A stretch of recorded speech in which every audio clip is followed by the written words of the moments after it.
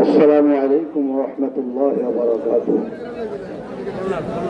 ইসলামী আন্দোলন বাংলাদেশ কর্তৃক আয়োজিত উদ্যোগের ঐতিহাসিক মহাসমুদ্রের সম্মানিত সংগ্রামী সভাপতি, জাতীয় নেতৃবৃন্দ এবং বাংলাদেশের সর্বস্তরের জনগণ ভাইয়েরা, আমার বক্তব্য এতক্ষণ পর্যন্ত আপনারা শুনেছেন।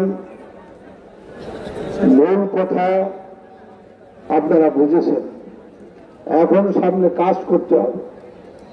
সেই কাজ যদি আমরা করতে পারি, ইনশাআল্লাহ সুযোগ এসেছে এই দেশের পরিবর্তন করার। মনে হয় সুযোগ হাতছাড়া হয়ে গেলে আর কিয়ামত পর্যন্ত আসবে কিনা জানি না।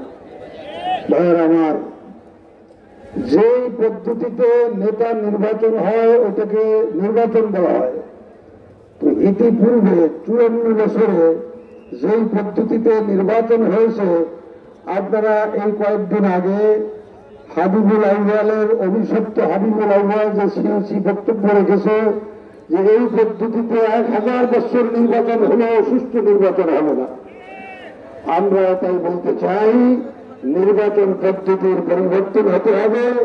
কালো টাকা, পেশি শক্তির প্রভাবে এবং প্রশাসনকে টাকা দিয়ে কিনে নির্বাচনকে প্রভাবিত করলে সঠিক নেতা নির্বাচন সম্ভব নয়। সেই জন্য পিআর পদ্ধতির দাবি করা হয়েছে। পিআর পদ্ধতি কেন দিবেন না? একটা দলের কারণে যদি পিআর পদ্ধতিকে আপনি পাশ কাটিয়ে যান, তাহলে কিন্তু ইতিহাস মনে রাখবেন, হাবিবুল আউয়ালের মতন দফা আপনার হবে। আমাদের দেশের ইতিহাস হলো, মানুষ কোন ক্ষমতায় যখন আসে প্রশংসিত হয়ে আসে, আবার যখন নেমে যায় তখন অপমানিত হয়ে নেমে যায়। কাজে আমরা চাই না এই প্রতিষ্ঠা পরিষদকে ছাত্র জনতার গণঅভ্যুত্থানের মাধ্যমে, প্রশংসার মাধ্যমে, ফুলের মালা দিয়ে তাদেরকে ক্ষমতা উঠানো হয়েছে। আপনারা জুতার মালা নিয়ে যেন চলে যান না, সেটা মনে রাখবেন। কাজী জনগণের জন আকাঙ্ক্ষাকে মনে রাখবেন।